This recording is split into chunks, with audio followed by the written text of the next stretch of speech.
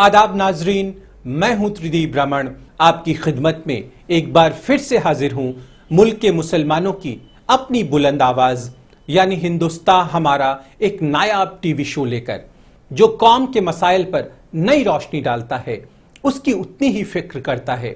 आज का एपिसोड इस मायने में खास है कि आज के मकाम में हम पेश कर रहे हैं जमीयत उलमाए हिंद के प्रेसिडेंट मौलाना अरशद मदनी को। नाजरीन आदाब, मैं साइमा खान एक नायाब शो हिंदुस्तान हमारा लेकर एक बार फिर से हाजिर हूं आपकी खिदमत में। एक ऐसा शो जो कौम के मसाइल को नए नजरिए से देखता है। आज का एपिसोड कई मायनों में खास है, इसलिए भी खास है कि आज के मकाम में हम पेश करने वाले हैं मौलाना अरशद मदनी को, उनकी जिंदगी की दास्तां और कौम के बारे में उनके दीगर नजरिए को।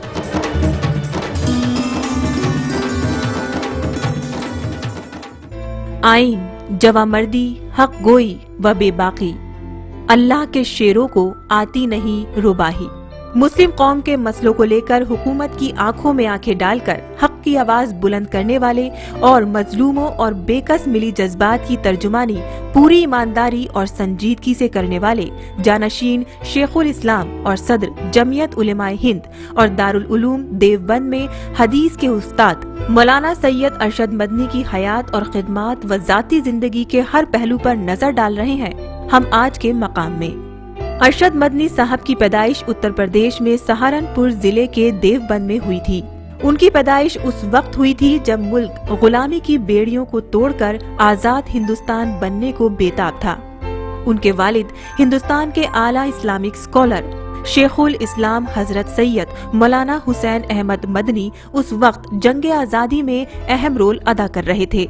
उन्होंने देखी थी मुल्क की आजादी के लिए अपने वालिद की तड़प। मैंने जब होश संभाला तो अपने घर में अपने वालिद बुजुर्गवार को जमीयत उलमा के प्लेटफार्म से मुल्क की आज़ादी के लिए काम करते हुए देखा, और काम भी ऐसा कि गोया कि उनकी ज़िंदगी का मकसद था, यूँ कहा जाए कि सर बकफ कफन बरदोश वो मुल्क की आज़ादी के लिए रात और दिन लगाए हुए थे। इसलिए जमाअती चर्चा मुल्क के घर के अंदर होता रहता था।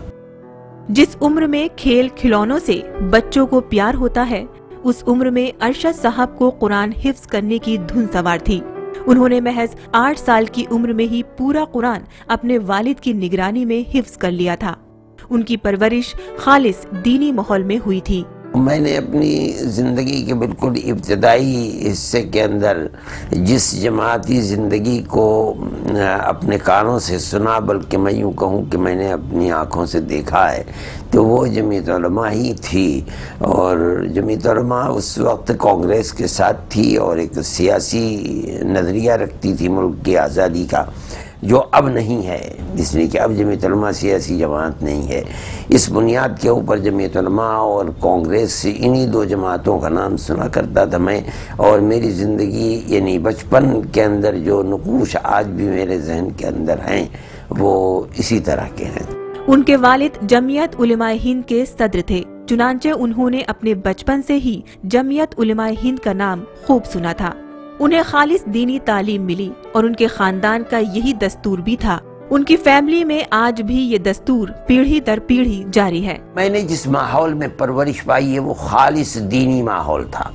मेरे वालिद उलूम इस्लामिया के मशहूर मारूफ शेखुल हदीस थे दारुल उलूम के, और उन्होंने एक ज़माने तक मदीना मुनव्वरा के अंदर हरम मोहतरम में तालीम दी थी, इसीलिए उनको मदनी कहा भी जाता है। उस माहौल के अंदर मैंने तरबियत पाई, इसलिए उनके नज़रिए के मुताबिक मुझे जो तालीम दी गई वो खालिस मजहबी तालीम दी गई, और मैंने उसी तालीम को हासिल किया है, और हम आज तक उसी के ऊपर ज़िंदा हैं। हमारी औलाद, औलाद की औलाद जो भी है वो सब उसी मजहबी तालीम को हासिल करने पर लगी हुई है।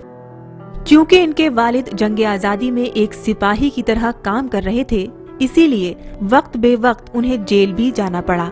चुनांचे अरशद साहब को अपने वालिद की सोहबत उतनी नहीं मिल पाई, लेकिन जितना भी वक्त उन्होंने अपने वालिद के साथ गुजारा, वो लम्हे उन्होंने कहीं शिद्दत से अपनी जिंदगी में उतार लिए। वो आज भी मानते हैं कि उनकी सोच, उनका नजरिया और उनके पूरे वजूद को निखारने में उनके वालिद साहब का बड़ा हाथ रहा है। वालिद तो اپنی سن 48 تک تو وہ بہت جیلوں کے اندر رہے، بند رہے۔ 47 کے بعد پھر وہ مسلمان جو لوٹا پٹا تھا اس کی آبادی کے اندر لگ گئے۔ زیادہ تر میں دیوبند میں رہا ہوں، میرے ایک استاذ تھے ان کے ساتھ رہا ہوں اور اپنی والدہ کے ساتھ رہا ہوں، لیکن والد چونکہ بہت بھاری بھرکم آدمی تھے اس لیے وہ جتنے دن بھی رہے ہیں ان کی زندگی کا اثر بہت زیادہ رہا۔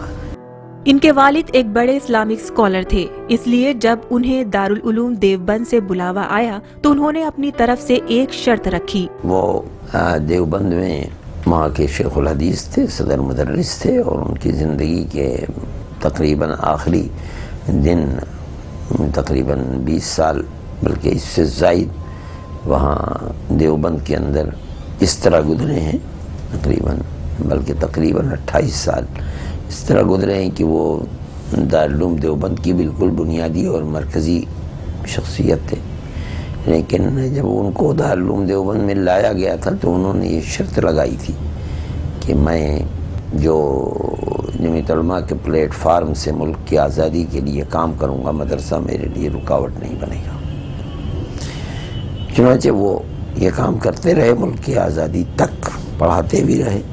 وہ سب سے زیادہ مقبول ترین آدمی تھے دیوبند میں، اور جب ملک آزاد ہو گیا تو پھر بالکل سیاست سے الگ تھلگ ہو گئے۔ پھر ان کی زندگی کا مقصد مسلمان جو لوٹا پٹا تھا اور اس کے حوصلے کو بنانے کے اندر اور مذہب پر اس کو مضبوط کرنے کے اوپر، وہ 10 سال اسی پر سن 57 میں ان کا انتقال ہو گیا۔ مقام میں جمعیت علماء ہند کے صدر مولانا ارشد مدنی کی داستاں جاری رہے گی۔ فی الحال وقت ہو چلا ہے ایک چھوٹے سے بریک کا، آپ کہیں جائیے گا نہیں، وقت کی دھڑکنوں کو یوں ہی سنبھال کر رکھیے گا، ہم لوٹ کر آتے ہیں پل دو پل میں۔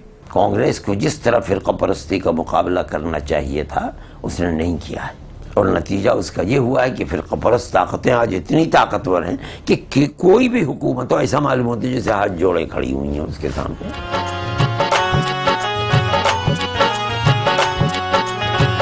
سب سے پیارا ہندوستان